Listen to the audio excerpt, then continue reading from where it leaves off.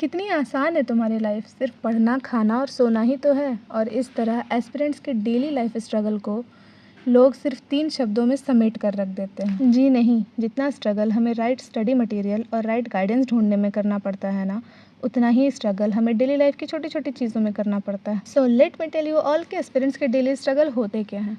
घर से दूर रहना ना कोई आसान बात नहीं होती, पर घर से दूर रहना तब और मुश्किल हो जाता है जब आप बेरोज़गार हो। हर महीने जब घर से पैसे आते हैं ना, तो दिल में अजीब सी कश्मकश होती है। क्या हम कभी इस लायक बन पाएंगे कि हम घर पे पैसे भेजें? हम अपने घर का बर्डन नहीं, एसेट बनना चाहते हैं। मोस्ट ऑफ द केसेस में फैमिली बहुत सपोर्ट करती है, कुछ नहीं कहती, मोरल बूस्ट करती है, पर कब तक करेंगे यार वो। एक पॉइंट ऐसा आता है कि हमें अपने लाइफ से एक्सपेक्टेशन ख़त्म हो जाती है, अपनी सेल्फ वर्थ ज़ीरो लगने लगती है, तो किसी और से क्या एक्सपेक्ट करें हम। पर नाउम्मीदी के इस जाल से खुद को खुद ही निकालना पड़ता है, क्योंकि एस्पिरेंट का कोई फ्रेंड सर्कल नहीं होता। गिन चुन के 1-2 फ्रेंड होते हैं जो अपने ज़िंदगी में कुछ इस कदर उलझे होते हैं कि अपना दुख उन्हें सुनाने जाओ तो उनका दुख ज़्यादा बड़ा लगने लगता है। पर उनसे सांत्वना लेने की जगह उनको ही कंसोल करके वापस आना पड़ता है। Overthinking, self doubt, disappointment, इन सब के बीच एक उम्मीद रहती है कि कहीं शायद अगला एग्ज़ाम निकल जाए, और फिर सेम सिलेबस वापस से रिपीट करते हैं ताकि किसी रिजल्ट में मेरा भी नाम आए, किसी PDF में मेरा रोल नंबर भी मिल जाए। पर मिलता क्या है, कहीं सीट बिक जाती है तो कोई एग्ज़ाम अच्छा नहीं जाता, और अगर कोई एग्ज़ाम अच्छा चला गया तो सेंटर से लौटते हुए घर पे पता चलता है कि एग्ज़ाम कैंसिल हो गया। कई लोगों के साथ ऐसा होता है कि एग्ज़ाम बहुत अच्छा गया होता है, पर एग्ज़ाम कैंसिल होने के बाद के स्ट्रेस को माइंड झेल नहीं पाता और री एग्ज़ाम में परफॉर्मेंस ख़राब हो जाती है।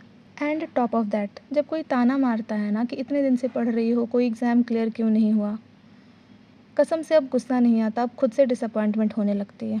पर इस उम्मीद में कि कहीं अगला एग्ज़ाम क्लियर हो जाए, हम खुद को डिप्रेशन से निकाल कर उसी लाइब्रेरी की सीट पे दोबारा बैठाते हैं, सेम सिलेबस दोबारा पढ़ने के लिए।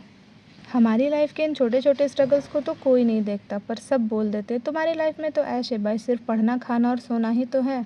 तो अगली बार किसी को ये बोलने से पहले कि भाई तुम्हारी लाइफ में तो ऐश है, सिर्फ पढ़ना, खाना और सोना ही तो है, ये ज़रूर सोच लेना कि वो एस्पिरेंट डेली डिप्रेशन से खुद को निकाल कर उसी लाइब्रेरी की सीट पर बैठाता है, सेम सिलेबस पढ़ने के लिए, इस उम्मीद में कि कहीं अगला एग्ज़ाम क्लियर हो जाए।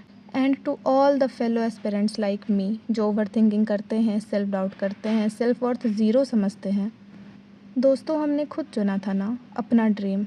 हमने खुद सोचा था ना कि हम अपनी फैमिली के और अपनी स्टेटस को बहुत अच्छा करेंगे।